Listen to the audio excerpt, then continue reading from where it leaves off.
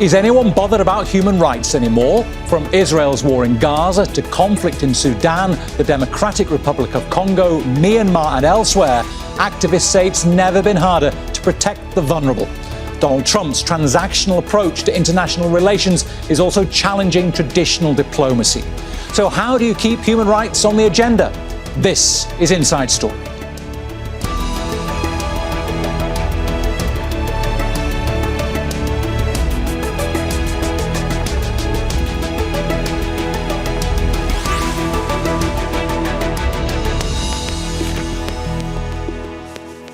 Hello, welcome to the programme. I'm Bernard Smith.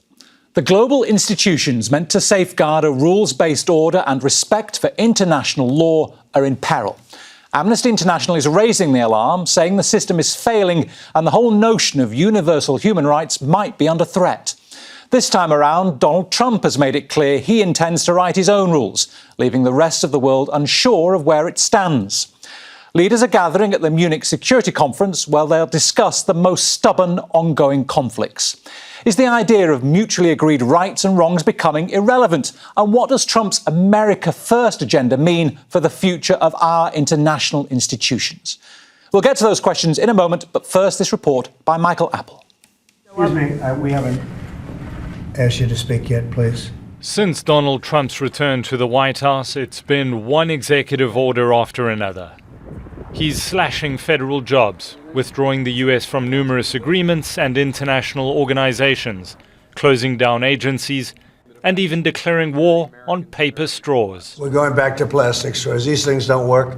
Trump's actions are challenging traditional alliances and shattering international norms. Thank you very much. His repeated sanctioning of the International Criminal Court only a sign of things to come, says Amnesty International. Even if people don't rise up for values, rise up for your interest, because you will be next. We all will be next. Let's make it very clear. This is just the beginning of a process that seeks to annihilate what's left of the 1948 world order. Happy birthday. Thank you so much. That's so great. World leaders are in Germany at the Munich Security Conference, where discussions will interrogate the state of the international order. Wars in Gaza, Ukraine, Sudan, Democratic Republic of Congo, Myanmar. These are just some of the crises international institutions and the United Nations Security Council have struggled to make any headway in resolving. There's been attacks on human dignity and human rights across the board.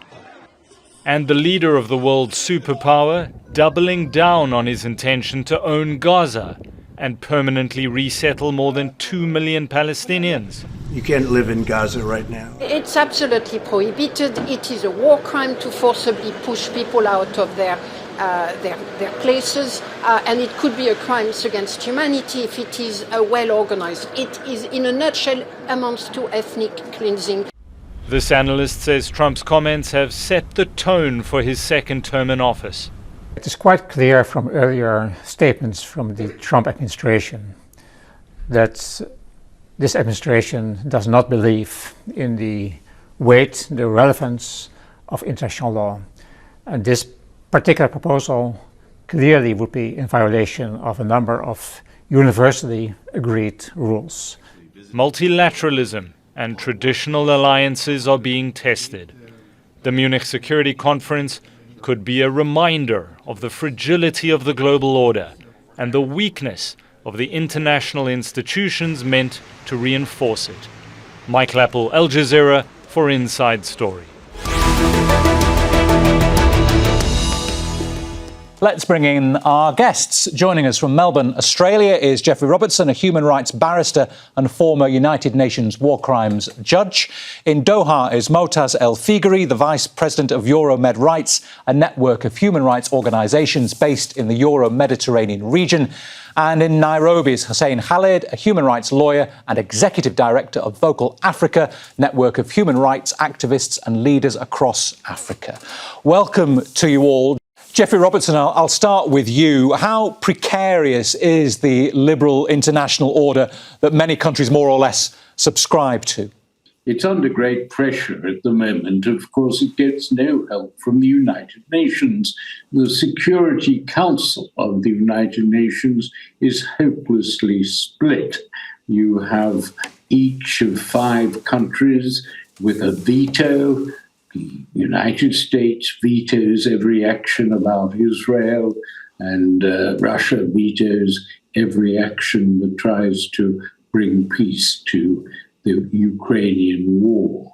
So there are 20-odd conflicts going on in the world at the moment, and the loss of life is very considerable. And the United Nations cannot do anything about it because of the superpower veto. We don't know what was likely to happen in Ukraine. There's peace talks, but the Trump administration is hostile to international justice. It's already taken rather puerile steps to ban ICC, the International Criminal Court, judges and prosecutors from entering America, even if they enter in order to report to the United Nations. So you have actively hostile countries who are prepared to rip up the international world order if they were ever part of it. Russia wasn't, but it has ripped up the United Nations Charter by invading, for no reason that is credible, a United Nations member. So it's a bleak outlook from that point of view. We must come up with other ways of asserting the importance of human rights. Well, Moataz, Geoffrey Robertson touched there on the weakness of the UN and its inability to really enforce respect for human rights. And the US doesn't want to be the guardian of this liberal international order anymore. So who will, Moataz? Well, we have to consider that the post-World War II institutional arrangement characterized by setback, which continue with us. But over the last few years, there are, of course, a new worrying trend, particularly that those governments that used to somehow support human rights in international relations started to change position. This international human rights regime, in order for it to work, you need the engine. And the engine usually the forces which can support the regime and make it more coherent and make it functional. But we have been noticing over the last decade that there is a real problem within the Western sphere with the rise of the right wing, with the United States hostile attitudes toward international institutions. So all of that represent imminent threat to the sustainability and the functionality of this international human rights regime. So however, how do you counter it, Moataz? This is what I'm going to say. Actually, this regime continued to provide space for activism, for people to convey their voices. I think we need to back to basics. And here I mean by basics that human rights activists need to continue conveying to the public why human rights values are relevant and why we need it today more than any time before. And this is actually requires some adaptation in the tactic and the strategy of activism. For decades, human rights organizations focused mainly on advocacy with diplomats and government, and on the assumption that this government will pressure other government to achieve breakthrough in human rights. Today, this system may not work like that. So human rights activists need also to move to more mobilization, to enlarge its constituency, and to focus on different forces and different centers of power, even outside the Western sphere. So without having such changes, the traditional advocacy work may not achieve the same result that we used to see since the late 1970s. All right. Hussein, you've said that you sort of feel the pinch or blowback more in Africa from human rights violations when they're committed elsewhere, never mind in Africa. Why is that? Why do you feel it more there? I think as a continent, for decades, we have been on the receiving end, particularly if you look at, for instance, the war in Palestine. It's communities in Africa, communities in different countries within the continent that have had to bear the brunt of the migration, whether it's in Egypt, whether it's people coming in from other parts of the world to settle here, whether it's forces that are being taken out there, ammunition, sort of like minerals that need to get out of Africa to somehow fund some of these wars. If you look at what's happening in Ukraine, for example, we had such drastic economic impact in Africa because of the war in Ukraine. So as a continent, we have traditionally been bearing the brunt, of some of these rules. And for us, it's a very, very dangerous precedence that we are setting. We are basically seeing an open and clear affront to international law and order. We are seeing an affront to international standards of human rights and justice. And this is, for us as Africa, extremely worrying, because we are now the emerging continent, and we are supposed to come in now and to try and ensure that we are able to also have a voice at that international arena, at that international stage. But then right now we are seeing particularly the Western forces coming in, dismantling these international instruments, these international institutions. And for us, this is extremely, extremely worrying, because we know we will bear the brunt at the end of the day. All right. Geoffrey, you've written about Trump's attacks on the International Criminal Court and its judges, particularly acute in recent months. Is that very court's existence at risk now? No, its existence is not at risk. 79 countries have put out a statement in reply to Trump's absurd sanctioning, stopping the judges and the prosecutor from coming to New York to report to the United Nations and seizing any money that they happen to have, and stopping the assistance that has been given from time to time by the United States with investigations, with the prosecution of Putin, which is partly reliant on CIA material. This will not be available. And the great beneficiary of Mr. Trump's sanctions on the ICC is Vladimir Putin.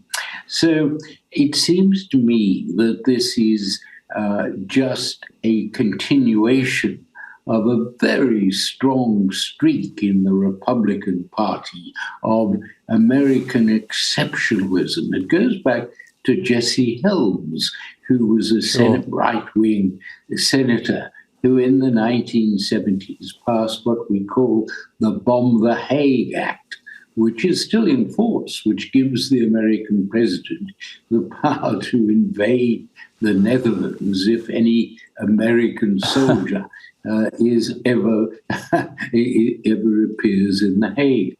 So this hostility to international justice is deplorable, but it's also, I think, the main sufferer is the American diplomat.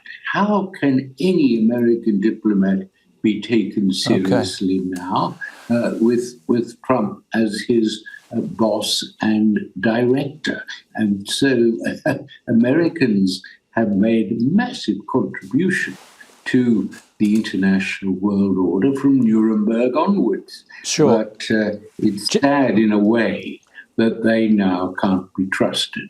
Just very quickly, though, Geoffrey, can I just pick up on, you say the court's not at threat, but when the arrest warrants were issued for Benjamin Netanyahu and the chief of the military, some European countries were fairly equivocal on whether they would, execute those warrants if Netanyahu landed in particular European countries. They weren't wholehearted for it, were they? No, but if there was any doubt, he simply wouldn't land, obviously. And it was their duty, as a South African court ruled a few years ago in relation to the Sudanese president who'd been had an arrest warrant issued by the ICC, that it was the duty of member states members, the 123 states that are members of the ICC, to arrest any indictee who comes within their terms. But I think the support that was shown last week by the majority of states does indicate that European states certainly will support the ICC, irrespective of Mr. Trump and Mr. Putin. Moataz, Geoffrey retains confidence in the durability of the ICC. How do you see the pressure that it's under at the moment because of the arrest warrants for Netanyahu and other institutions like it? The pressure is unprecedented, but also a realistic perspective need to be given to international justice institution. This project is not old, is a new one. In 1990s, in the 20th century, it was the prime time or the high days of international justice. The International Criminal Court established in 2002.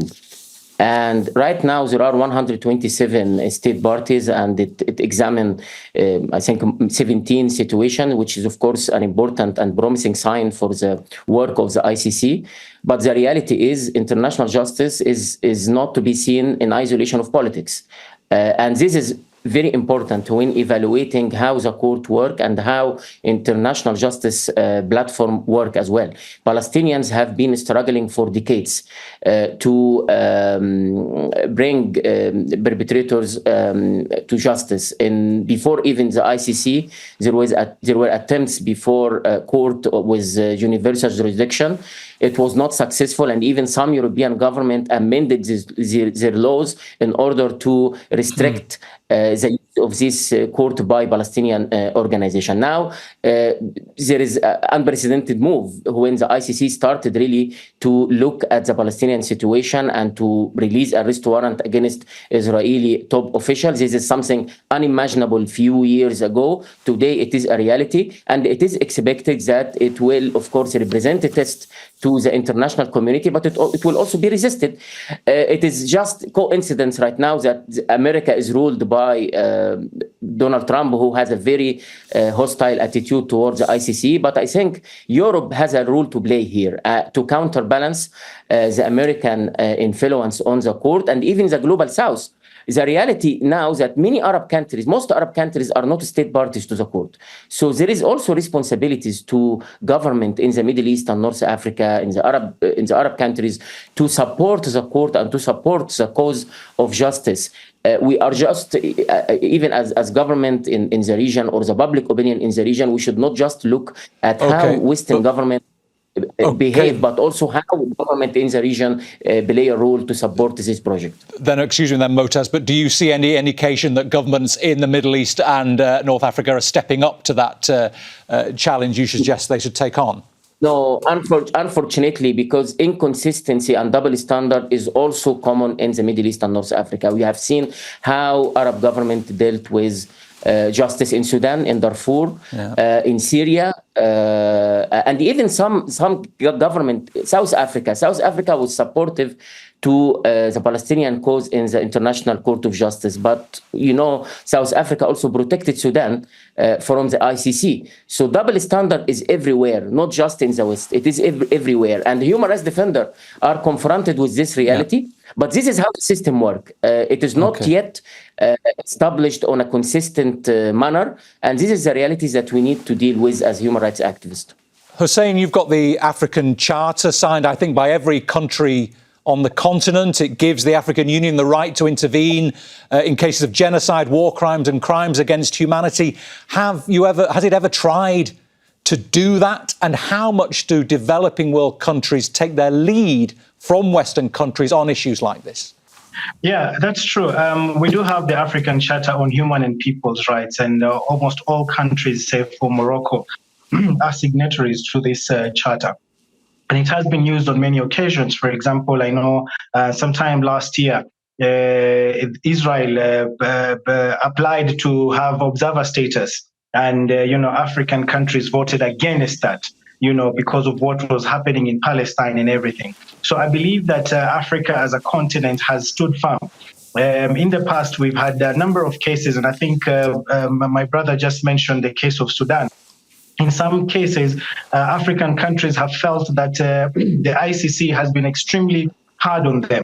But even so, African countries, African states have continued to abide by, what has been agreed at the international level. And we strongly believe that there is need for us to have international standards because we are all, human beings. And there must be some form of, bringing people together as humanity.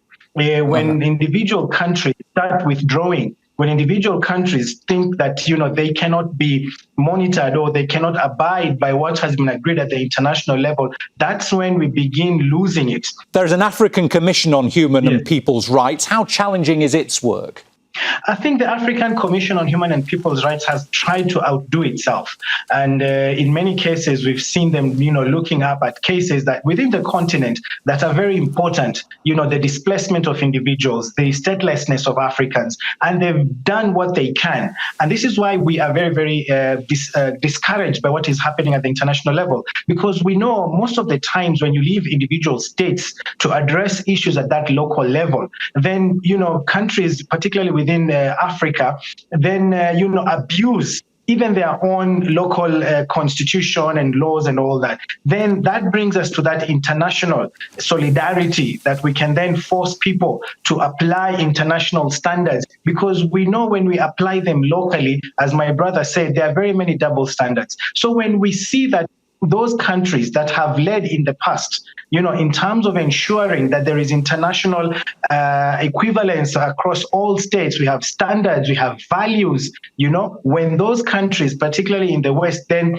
withdraw or actually take away the powers of these international institutions, then it becomes extremely painful, particularly for African countries. That's why we need to insist that, communities, wherever they are, the people now need to stand up and urge their governments to apply these international standards. We expect to see Americans, we expect to see Arabs. My brother talked of the Middle East and North Africa. The people must now force their governments to apply these international standards, because that's the only way we can make sure we have sanity across the world.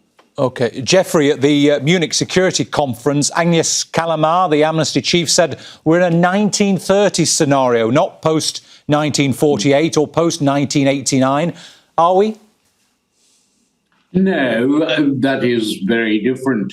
There you had Hitler elected democratically by the German people, preparing to take over many countries. Today, we have Putin elected democratically, it seems, by the people of Russia, who is waging a completely unjust and illegal war against Ukraine, which has already killed or dismembered about 500,000 people.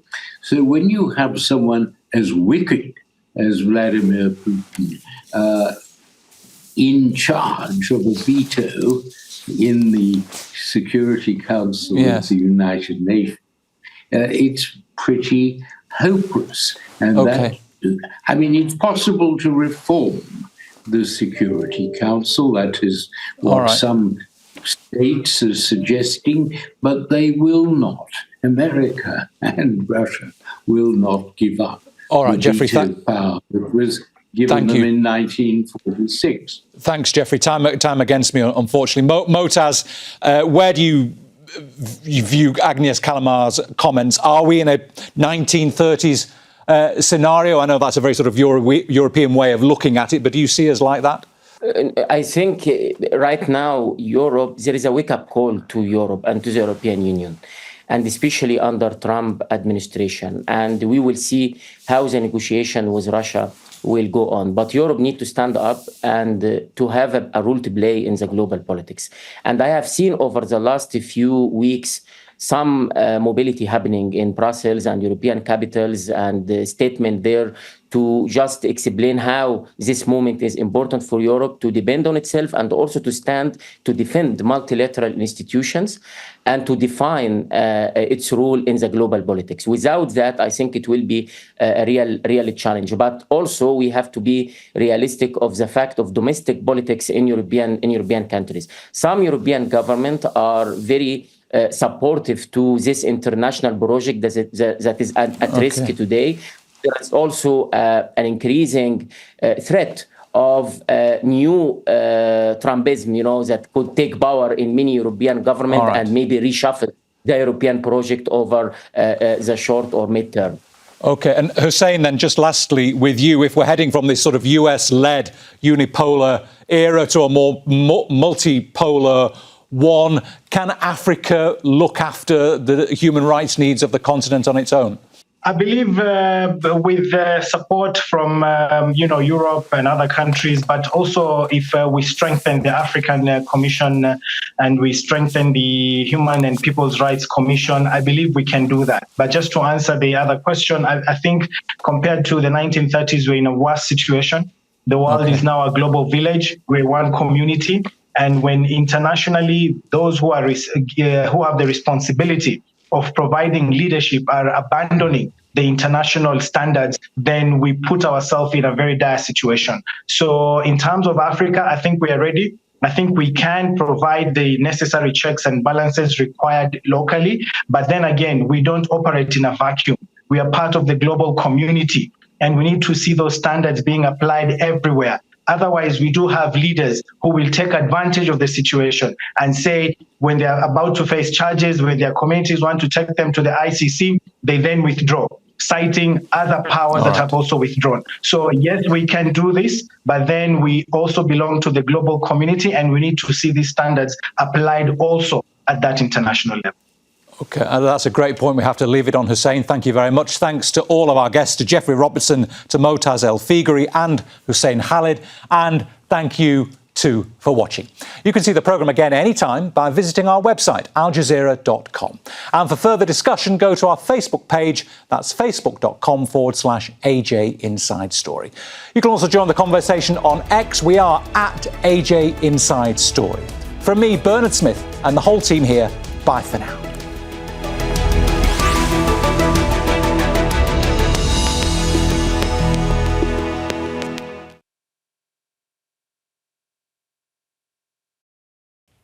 Make sure to subscribe to our channel to get the latest news from Al Jazeera.